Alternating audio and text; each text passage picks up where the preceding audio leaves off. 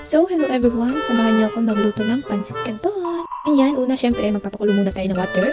And kapag kumulo na, lalagay na po natin yung ating pansit canton. Yan, dalawa po yung nilagay ko kasi dalawa po yung kakainin ko, guys. And after po nating ilagay, yan, hayaan na po natin siyang kumulo.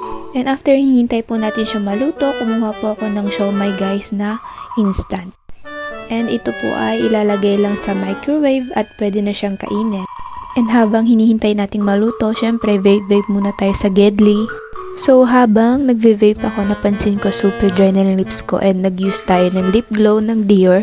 And favorite ko to, guys, paubos na siya actually. So kailangan na nating bumili ng bago, char.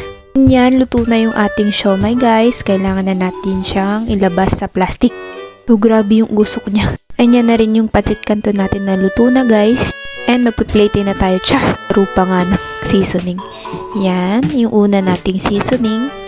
And sa sobrang lamig, guys, tumigas na, char. And yan yung powder, guys. O, diba? Sinong ginagaya ko dyan? I-comment down below nyo na. Go! Mekos na lang natin siya, guys, para makain na natin.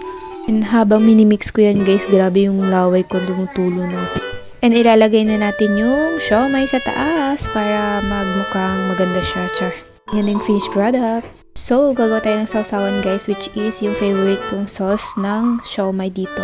Actually, nilalagyan ko din yan ng chili garlic, guys, pero wala, pero go na. Yan, tasters! Gutom na ako yan, guys, so tignan nyo kung kumain. Yummers!